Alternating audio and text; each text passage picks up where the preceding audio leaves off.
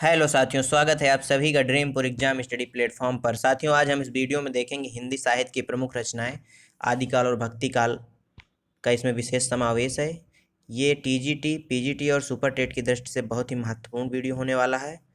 साथियों, वीडियो शुरू करने से पहले आपसे एक निवेदन है कि यदि आप हमारे चैनल ड्रीमपुर एग्जाम स्टडी पर नए हैं तो हमारे चैनल को सब्सक्राइब कर लीजिए, साथ में बने बेल आइकन को जरूर दबाइए ताकि जब भी हम अपना अगला वीडियो अपलोड करें आप तक नोटिफिकेशन सबसे पहले पहुंचे। चलिए साथियों, वीडियो को शुरू करते हैं। आदिकाल आदिकाल का समय कब से कब तक है?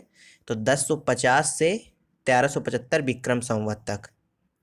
विक्रम संवत तक आदिकाल का नामकरण। साथियों, आदिकाल का विभिन्न जो लेखक थे या रचनाकार थे उन्होंने अलग अलग नाम दिए हैं। आइए देखते हैं किसने क्या नाम दिया है। वीर गाथा काल आचार्य रामचंद्र शुक्ल ने कहा है। आदिकाल हजारी प्रसाद द्विवेदी ने कहा है। चारण काल या संधि काल डॉक्टर राम कुमार वर्मा और जॉर्ज ग्रियर्सन ने कहा है। बीज वपन काल महावीर प्रसाद द्विवेदी ने कहा है। सिद्ध सामंत काल किसने कहा है? तो राहुल सांकृत्यायन ने। आरंभिक काल किसने कहा है? मिश्र बंधुओं ने। प्रारंभिक काल किसने कहा है? डॉक्टर गणपति चंद्रगुप्त ने। वीर काल किसने कहा है? तो विश्वनाथ प्रसाद मिश्र ने। आधार काल किसने कहा है? सुमन राज ने। आदिकाल की प्रमुख रचना और उनके रचनाकार देख लेते हैं, ट्रिक के साथ देखेंगे साथियों। दोहा कोश किसकी रचना है? सरहपा की। बीसल देवरासो नरपति नाल की। तो इसकी ट्रिक क्या हो जाएगी? 20 नर। 20 नर। 20 से बीसल देवरासो और नर से नरपति नाल। पृथ्वीराज रासो चंद बरदाई की है, ये तो लगभग सभी को याद होगी। हम्मीर रासो सारंगधर की है। विजयपाल रासो नल्ह की है। तो इसकी ट्रिक क्या बन जाएगी? नल्ह विजय। नल्ह विजय। खुमाड़ रासो दलपति विजय की है। परमाल रासो जगनिक की है। इसकी ट्रिक बन जाएगी परम जग। परम जग। परम से परमाल रासो, जग से जगनिक। भरतेश्वर बाहुबली शालिभद्र सूरी, इसकी ट्रिक क्या बन जाएगी? बाहु शाली।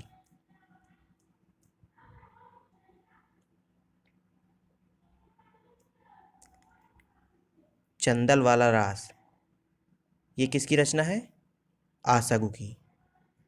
विद्यापति पदावली किसकी रचना है? विद्यापति की। ये तो इनके नाम से ही है, विद्यापति पदावली। खुसरो की कहानियां ये अमीर खुसरो की है। जयचंद्र प्रकाश किसकी है? कुशल राय की। इसकी ट्रिक क्या बन जाएगी? कुशल प्रकाश। कुशल प्रकाश। वर्ण रत्नाकर किसकी रचना है? ज्योतिरीश्वर ठाकुर की। जय मयंक जस चंद्रिका किसकी रचना है? मधुकर कवि की।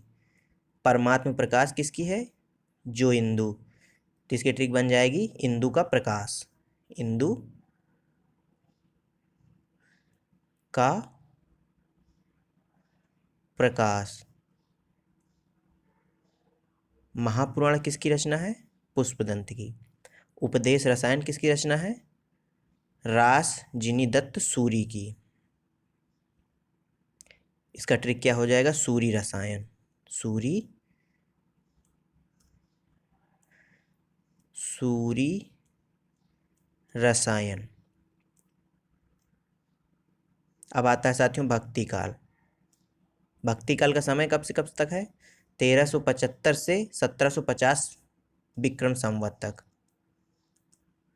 भक्ति काल का नामकरण, भक्ति काल को किस किस ने क्या नाम से नामकरण किया है, चलिए जान लेते हैं। मिश्र बंधुओं ने इसको माध्यमिक काल कहा है और आचार्य रामचंद्र शुक्ल, हजारी प्रसाद द्विवेदी, डॉक्टर राम कुमार वर्मा ने भक्ति काल कहा है। डॉक्टर गणपति चंद्रगुप्त ने पूर्व मध्यकाल नाम दिया है। भक्ति काल को दो भागों में बांटा गया है। कौन कौन से? एक निर्गुण भक्ति धारा, एक सगुण भक्ति धारा। निर्गुण भक्ति धारा को भी साथियों दो भागों में बांटा गया है। कौन कौन से? ज्ञानाच्छई शाखा और प्रेमाच्छई शाखा। ज्ञानाच्छई शाखा क्या होती है? तो इसको संत काव्य धारा भी कहा जाता है। इसके प्रमुख रचनाकार या कवि कौन कौन है? कबीरदास, संत रविदास या जिनको रैदास नाम से भी जाना जाता है, गुरु नानक देव और सुंदरदास, मलूकदास, दादू दयाल।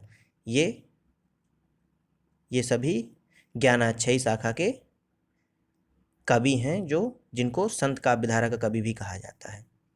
प्रेमाच्छई शाखा, इसको सूफी काव्य धारा भी कहा जाता है। इसके प्रमुख कवि या रचनाकार कौन कौन से हैं? मलिक मोहम्मद जायसी, नूर मोहम्मद और कुतुबुन। अब आती है बात सगुण भक्ति धारा की। इसको भी साथियों दो भागों में बांटा गया है, एक राम भक्ति शाखा, दूसरा कृष्ण भक्ति शाखा। राम भक्ति शाखा को देख लेते हैं तो इसके प्रमुख रचनाकार कौन कौन हैं? इसके प्रमुख रचनाकार हैं तुलसीदास, नाभादास और केशवदास। कृष्ण भक्ति शाखा की बात आती है तो इसमें कौन कौन से हैं प्रमुख रचनाकार? तो इसमें प्रमुख रचनाकार हैं सूरदास, मीराबाई, नंददास और रसखान। भक्ति काल की प्रमुख रचनाकार और उनकी रचनाएं देख लेते हैं। पहले कबीरदास की देख लेते हैं कौन कौन सी हैं। कबीरदास की एक साखी है और बीजक है। साथियों बीजक जो है ये कबीरदास के शिष्य धर्मदास ने संग्रह की थी इनकी वाणी की, कबीर की वाणी की। ऐसा माना जाता है कि कबीर पढ़े लिखे नहीं थे, इन्होंने कोई भी वो क्या कहते हैं कोई भी रचना लिखी नहीं, बल्कि इनके जो शिष्य थे इनकी कही हुई बातों का संग्रह कर लेते थे। वही इनकी दोनों रचनाएं हैं, साखी और बीजक। मलिक मोहम्मद जायसी, इनकी रचनाएं कौन कौन सी हैं? पद्मावत, अखरावट, आखिरी कलाम और चित्रलेखा। अब सूरदास जी आते हैं। सूरदास की कौन कौन सी रचनाएं हैं? सूर सहारावली, सूर सागर, साहित्य लहरी, गोवर्धन लीला, नाग लीला, भ्रमर गीत और सूर पच्चीसी। साथियों सूरदास को भ्रमर गीत का प्रवर्तक भी माना जाता है। गोस्वामी तुलसीदास, तुलसीदास जी की रचनाएं कौन कौन सी हैं? श्री रामचरितमानस, विनय पत्रिका, कवितावली, दोहावली, गीतावली और कृष्ण गीतावली। रामलला नहचू भी इन्हीं की है। राम आज्ञा प्रश्नावली, हनुमान बाहुक, पार्वती मंगल, जानकी मंगल, बरवय रामायण और वैराग्य संदीपनी। अब मीराबाई की रचनाएं देख लेते हैं। बरसी का मायरा, राग गोविंद, गीत गोविंद का टीका, राग सोरठा, मलार राग और मीरा की गरीबी। ये इनकी प्रमुख रचनाएं हैं। ये बहुत महत्वपूर्ण है, ये पूछी जाती है अक्सर, वेरी इंपॉर्टेंट। नंददास, अनेकार्थ मंजरी, मान मंजरी, विरह मंजरी, रूप मंजरी और रस मंजरी।